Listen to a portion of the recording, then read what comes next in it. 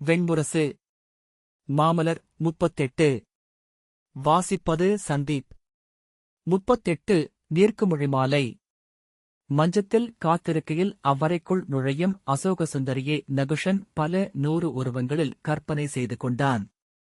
நாணத்தின் எடை உடலெங்கும் அழுத்துவது சிலம்பொலியில் தெரிய நடந்து வந்து, தயங்கிய உடலை அணியோசைகளை அறிவிக்க கதவோரம் நின்று மிரண்ட விழிகளால் நோக்குபவள். அரசிக்குரிய நிமிர்வுடன் அஞ்சா விழிகளும் திரண்ட தோள்களுமாக வந்து ஆலயக் கருவறையில் எழுந்த தேவியன் வாயில் சட்டம் நிறைய நின்று அளவோடு புன்னகைத்து அரைச்சொல்லில் பேசுபவள். ஆர்வமும் அச்சமும் கொண்ட காட்டுப்பெண்.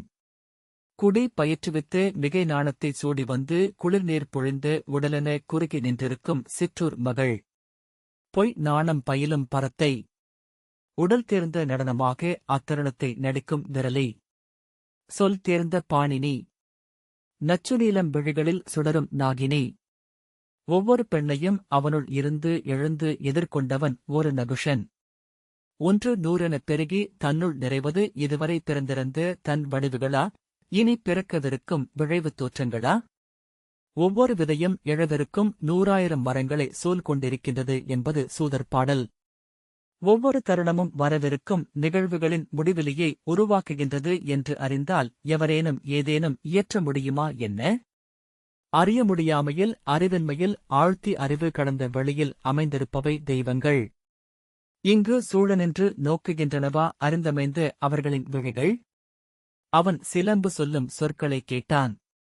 இரு சேடியரால் அழைத்து வரப்பட்டு வாயிலில் விடப்பட்ட அசோகசுந்தரி திரும்பி, நான் சென்று என் பாவையை எடுத்து வருகிறேன் என்றாள்.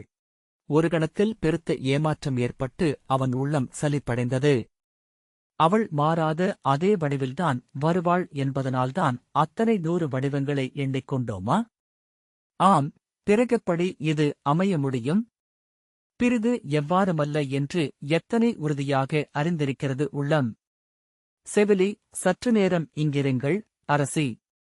நான் சென்று பாவையை எடுத்து வருகிறேன் என்றாள். ஆம், அதன் அருகே 3 மலர்களை வைத்திருந்தேன். அதையும் எடுத்து வாருங்கள். நான் அரசரிடம் பேசிவிட்டு இதோ வந்துவிடுகிறேன் என்றாள் அசோகசுந்தரி. ஆம், சற்று நேரம் விளையாடிக் கொண்டிருங்கள் அரசி என்று சொல்லி குடிலுக்குள் விட்டு அவளுக்குப் பின்னால் கதவைச் சாத்தி ஓசையின்றி மெல்ல தாழிட்டாள் செவிலி. துள்ளலுடன் உள்ளே வந்து அவனருகே மஞ்சத்தில் அமர்ந்து தன் கொண்டையை மூடியிருந்த பட்டாடையை எடுத்து அப்பாலிட்டு, எனக்கு இப்போதெல்லாம் அணிகள் மிகவும் உறுத்துகின்றன. இந்தப் பட்டாடையின் பொன்னுல்களும் உடலில் உரசிக்கொண்டே இருக்கின்றன. இனிமேல் நான் இவற்றை அணிய மாட்டேன் என்றாள். நன்று, அணிய வேண்டியதில்லை என்று அவன் சொன்னான்.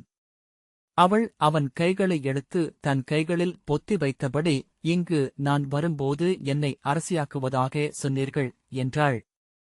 நீ இப்போது அரசிதானே என்றான். இதுவா அரசி? அரசி என்றால் விழிகளை மேலே செருக வைத்து எண்ணி நோக்கி, அரசி என்றால் வானத்தில் பறக்க முடியும் என்றார்களே என்றாள். யார் சொன்னது என்றான். சௌமை என்றாள். யாரவள்? சௌமை. சௌமையே தெரியாதா? சமையலறைச் சேடி சந்திரிகையின் மகள். இதோ இவ்வளவுதான் இருப்பாள். ஆனால் அவளுக்கு எல்லாமே தெரியும். நகுஷன் மேலும் மேலும் சலிப்புற்று பெருமூச்சு விட்டான். தன் உடலில் இருந்து விழைவு விலகிச் செல்வதை உணர்ந்தான். ஆனாலும் அவன் அவளிடம் பேசவே விழைந்தான். நான் உனக்கு புரவியில் ஊற கற்பிக்கிறேன் என்றான். புரவியை எனக்கு பிடிக்கவில்லை. அலையலையாகச் செல்கிறது. நான் யானை மேல்தான் ஊர்வேன். அவன் புன்னகையுடன், நன்று, யானை ஊற கற்பிக்கிறேன் என்றான். யானை மேல் ஏறி மாமரத்திலிருந்து மாங்காய் பறித்து உண்பேன் என்றாள். நன்று என்று அவன் சொன்னான். ஒவ்வொரு முறையும் எப்படி மிகச் சரியாக குழந்தை போலவே பேசுகிறாள் என எண்ணிக்கொண்டதுமே குழந்தை வேறெப்படி பேசும் என்றும் தோன்றியது.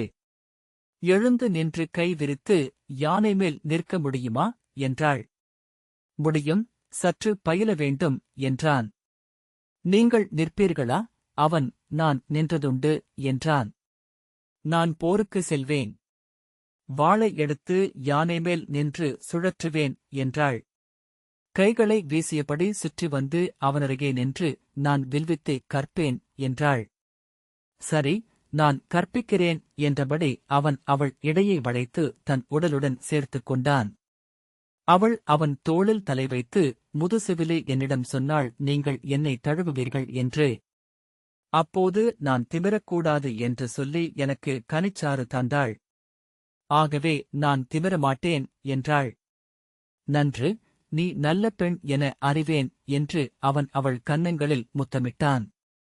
அவள் சிரித்து கன்னத்தை துடைத்தபடி, சுஷமை அவள் கன்னத்தில் முத்தமிட்டால் உடனடியாக துடைத்து விடுவாள் என்றாள். யார் சுஷமை என்றான். சுஷமையையும் தெரியாதா? அவள் சமையலறைச் சேடி ஊர்த்துவையின் மகள், சின்ன குழந்தை என்றாள். ஆனால் அவள் இளையோன் ஸ்ரீதரனுக்கு முத்தமிட்டால் சற்றும் பிடிக்காது. முத்தமிடப் போனால் முகத்திலேயே அறைந்து விடுவான். இதோ இப்படி என தன் கன்னத்திலேயே அறைந்து காட்டினாள். எழுந்து கதவை திறந்து வெளியே சென்றுவிட வேண்டும் என்று நகுஷன் ஒரு கணம் எண்ணினான். பின்னர் தன்னுள் சொல்லிக் கொண்டான்.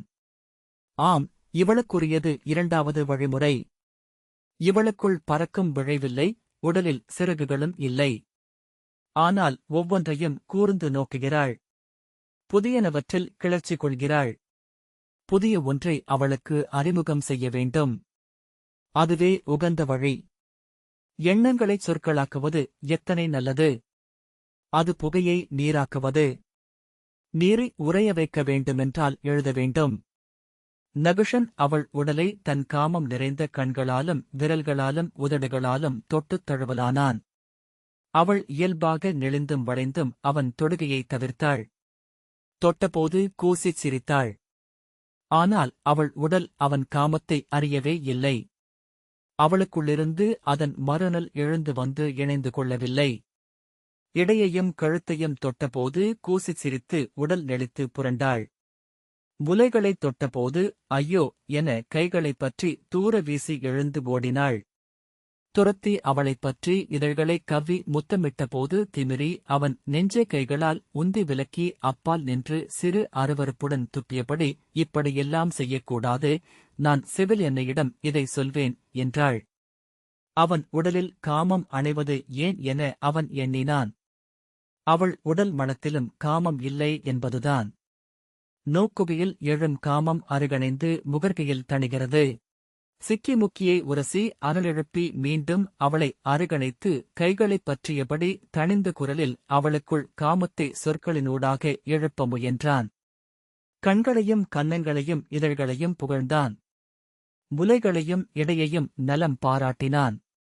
குழல் தழுவியபடி விழிகளை நோக்கி ஆழ்ந்த குரலில் அவள் உள்ளத்திற்குள் செல்லும் சொற்களை சொன்னான். மந்திரணம், தாடனம், முத்ரணம், ஆலிங்கனம், சும்பனம்.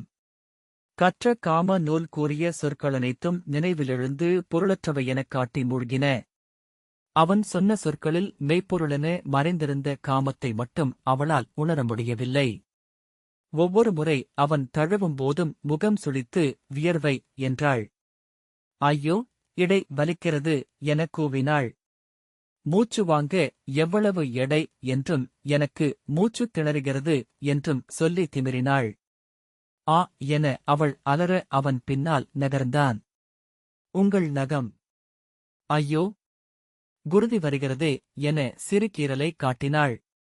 ஒரு கணம் அவன் அஞ்சி ஒத்திப் போட்டுக் கொண்டிருந்த தருணம் வந்தது. அவன் முற்றிலும் அணைந்தான். உளவிழைவு நான் அறுபட உடல் தளர்ந்தது.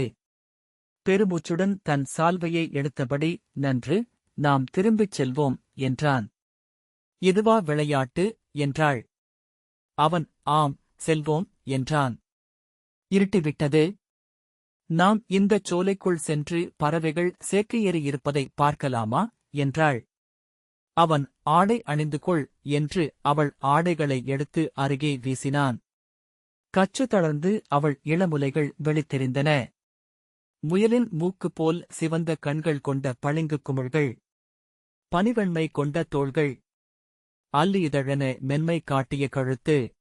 தோள்களிலும் முலைச்சரிவிலும் அவன் கைநகம் பட்ட சிவந்த வடுக்கள் இருந்தன. அவன் கைகள் அழுந்திய பகுதி சிவந்து குங்குமத்தீற்றல் போல தெரிந்தது. அவனளித்த மேலாடையை வாயால் கவ்வி முலைமேல் தொங்கவிட்டபடி கைகளை மடித்து பின்னால் கொண்டு சென்று அவிழ்ந்த கச்சையின் பின்முடிச்சை போட்டாள். பட்டுக்குள் அசைந்த அவள் முலைகளைக் கண்டதும் அவன் நெஞ்சு அச்சம் கொண்டது போல படபடத்தது. அவள் திரும்பி, நாம் சேர்ந்து காட்டுக்குச் செல்லலாமா என்றாள். அவ்வசைவில் ஒரு கணத்தில் அவன் அடைந்தவை கொண்டவை அனைத்தையும் இழந்து வெறும் காமம் கொண்ட உடலென்றானான். பாய்ந்து அவளை அணுகி இடைவளைத்து தூக்கி மஞ்சத்திலிட்டான். அஞ்சி அவள் அலற அவள் கைகளைப் பற்றியபடி கச்சு முடிச்சை அவிழ்த்து முலைகளைத் திறந்து அவள் மேல் உடலமைத்து பொருத்திக் கொண்டான். அவள் கூச்சலிட்டு கதறியபடி கால்களை உதைத்து துடித்தாள். கைகளால் அவன் தோளைப் பற்றி உந்தி தலையை அசைத்துப் புரட்டி அவன் இதழ்களுக்கு தன் இதழ்கள் சிக்காமல் செய்தாள். அவன் தன் உடலெடையாலும் தோள்வலிமையாலும் அவற்றை முற்றிலும் தன் ஊர்தியும் படைக்கலமும் எனக் கொண்டு எழுந்த விழைவின் வெறியாலும் அவளை முழுமையாக அடக்கிக் கொண்டான். அவளை தன் உடலால் கடந்தான்.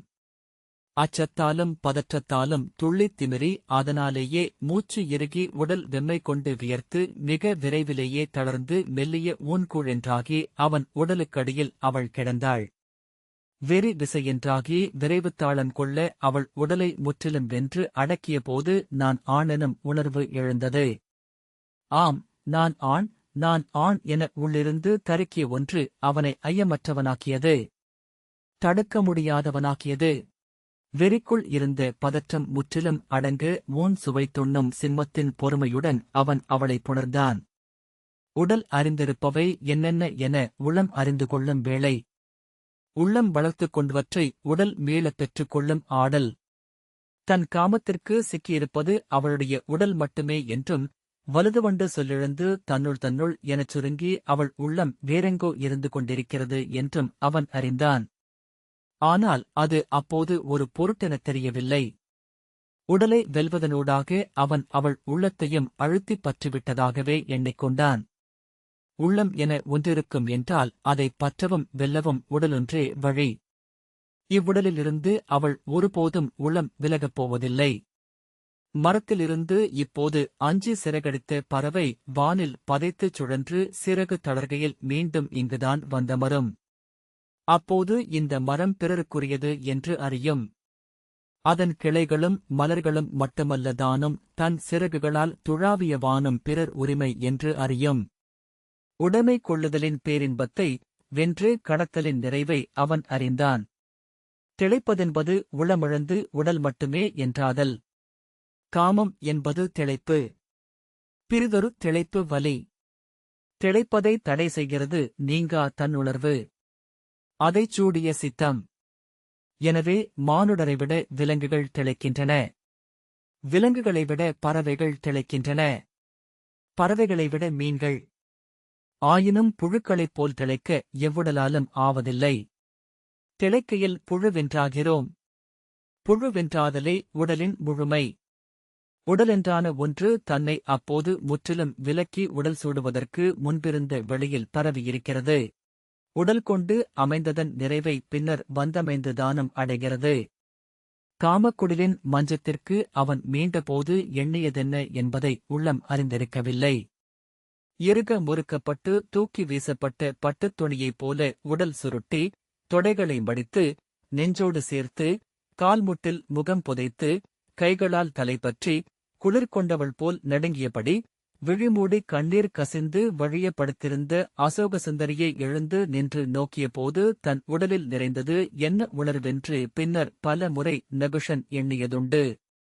நோய் கொண்ட விலங்கென அவள் முனகியதைக் கேட்டபோது உள்ளிருந்து மகிழ்ந்தது எது? அப்போது அது ஆண்மையின் நிறைவென்று தோன்றியது. பின்னர் வெறும் விலங்கென நிற்பதன் விடுதலை என்று தோன்றியது. நாட்கள் சென்றபின் சித்தத்தின் பிடியிலிருந்து முற்றிலும் விடுபட்ட தசையின் வெற்று அதிர்வு மட்டுமே அது என்று உணர்ந்தான்.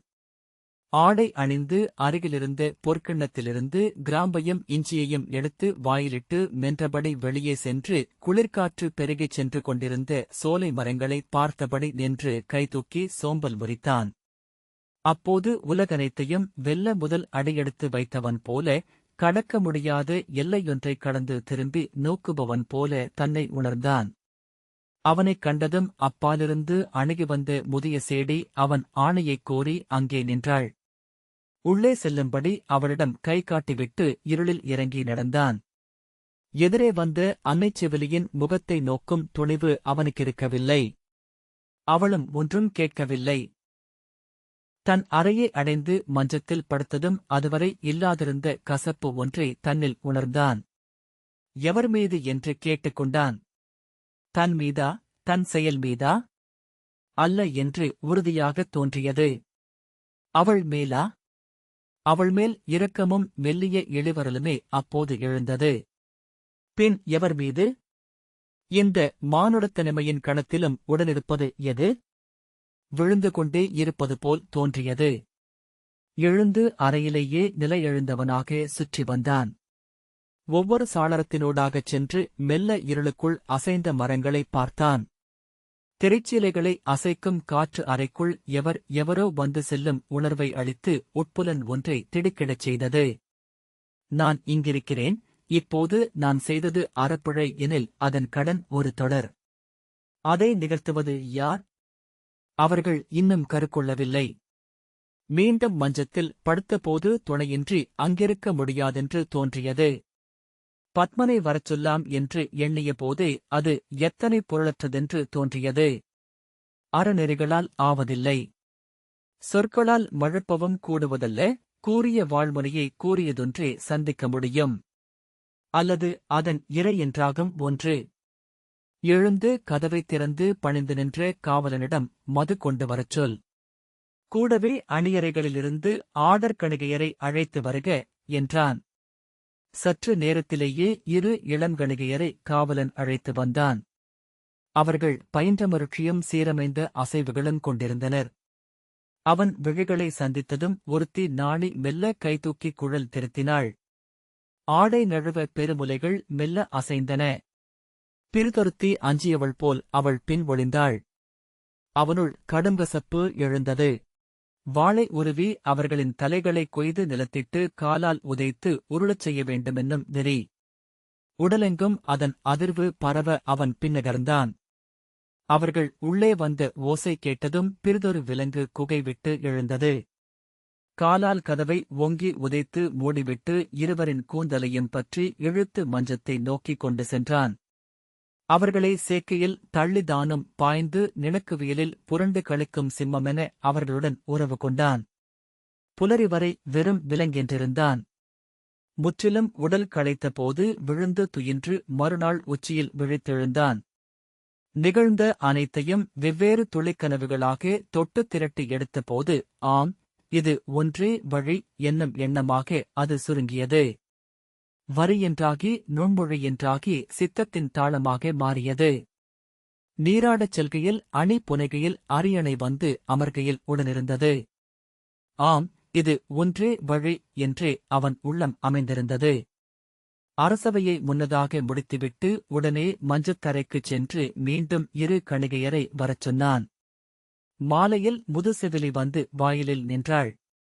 அவன் கணிகையருடன் இருப்பதை ஏவலன் சொல்ல அவள் காத்து நின்றாள். எழுந்து நீராடி உடைமாற்றி தன் மந்தன அறைக்குச் சென்று அங்கே அவளை வரச் சொன்னான். அவள் உள்ளே வந்த ஓசைக்கு அவன் உடல் விதிர்ப்பு கொண்டது. அவள் உதடுகள் அசையும் ஒலியைக் கேட்டான். அன்னையே, தீச்சொல் இடுவதென்றால் இடுக. உங்கள் முகம் நோக்கும் திறனற்றவன் என்றான். நான் எப்போதும் தீச்சொல்லிடப் போவதில்லை. அன்னையர் தீச்சொல்லிட்டால் இங்கே ஆண்கள் எஞ்சுவார்களா என்ன? என்றாள் முதுசெவிலி. அவன் உதடுகளை கவ்வி மூச்சை மெல்லவிட்டு தன்னை தளர்த்திக் கொண்டான். அரசி நோயுற்றிருக்கிறார், மருத்துவர் நோக்கிக் கொண்டிருக்கிறார்கள் என்றாள் முதுசெவிலி. சொல்க என்றான். அவர் கொண்ட நோய் என்னவென்று சொல்லக்கூடவில்லை. நான் நோக்குகையில் உயரமொன்றிலிருந்து விழுந்து எலும்புகள் அனைத்தும் உடைந்துவிட்டவர் போலிருக்கிறார் என்றாள். அவன் நான் காட்டுமைந்தன், நெறியறியாதவன். அரசனென நான் அமையலாமா அன்னையே என அவளை நோக்காமலேயே கேட்டான். காட்டிலிருந்து எழுந்தவர்களே அனைத்து அரசர்களும் என்று முதுசெவிலி சொன்னாள். நீயே ஆளத்தக்கவன். உலகை வென்று இந்திரனின் அரியணையை வெல்பவன். உன் கொடிவழிகளில் மீண்டும் மீண்டும் நிகழ்பவன். விழைவே அரச இயல்பென்று வகுத்துள்ளனர் முன்னோர் என்று அவள் சொன்னாள். நீ கொண்ட விழைவு இந்நகரில் செல்வமென்றும் வளமென்றும் பெருகும் அவள் மேலுமேதோ சொல்லப் போகிறாள் என அவன் அறிந்திருந்தான். அனைத்துக்கும் அடியில் பெண்களின் குருதியும் கண்ணீரும் இருக்கும். அரசே, ஆண்கள் அனைவருக்குள்ளும் அரசன் ஒருவன் வாழ்கிறான். நகுஷன் திரும்பி அவளை நோக்கவில்லை. அவன் உடல் மட்டும் நடுங்கிக் கொண்டிருந்தது. அவள் செல்லத் திரும்புகிறாள் என காலடியோசை காட்ட அவன் திரும்பி, அன்னையே சொல்க, இப்பிழையை எவர் நிகர் செய்வார்கள் என்றான். பிழைகள் அனைத்தும் பெருகுபவை என்றாள் செவிலி. நிகர்நிலை கொண்டிருந்தது முதலியற்கை என்பார்கள் சாங்கியர். மூவியல்பும் நிகரிழந்து முதற்கணம் முதல் தொடங்கியது இப்புடவு நிகழ்வு பெருக்கு. இது தன் நிகர்நிலை நாடும் தேடலாகவே பெருகிச் சூழ்ந்து சென்று கொண்டிருக்கிறது. அவன் தவிப்புடன், அது போலவா என்றான். ஆம், அது இயற்கையின் மாறா நெறி என்றாள். என் கொடிவழிகளுக்காக இன்று நின்று இறங்கி ஏங்குகிறேன் அன்னையே என்றான். அவன் கண்கள் கசிந்து வழியலாயின. விம்மலை அடக்க அவன் உதடுகளை மடித்துக் கொண்டான். அன்னையே சொல்க, என்னை முற்றிலும் பொறுத்து கருவிலிருக்கும் குழவிக்கு நிகராகக் கொள்ள உங்களால் இயலுமா? அவள் அருகே வந்து அவள் கைகளைப் பற்றிக் கொண்டு, ஓர் அன்னையின் முழுவாழ்த்தேனும் என் குருதி வழைக்கு உள்ளதென்று நான் இன்று கருதி வைக்கலாமா என்றான். அவள் அவன் தலையை வருடி, இவை அனைத்தும் அறியா பெருக்கொன்றின் அலைகள் மேல் எழுந்த குமிழிகள் என்று அறிந்த பின்னர் எவர் மேல் சினம்? நீ என் மைந்தன். என் கருவிலிருந்து நீ வெளியேறவே இல்லை என்றாள். அவன் குனிந்து அவள் கால்களைத் தொட்டு சென்னிசூட விழிநீர் துளிகள் உதிர்ந்தன. அவள் அவன் தலைமேல் கை வைத்து, வெற்றியும் புகழும் சூழ்க என வாழ்த்தினாள். அவன் தோள் தொட்டு எழுப்பி நெஞ்சோடு சேர்த்து அணைத்துக் கொண்டாள். இந்த வாசிப்பை கேட்டதற்கு நன்றி.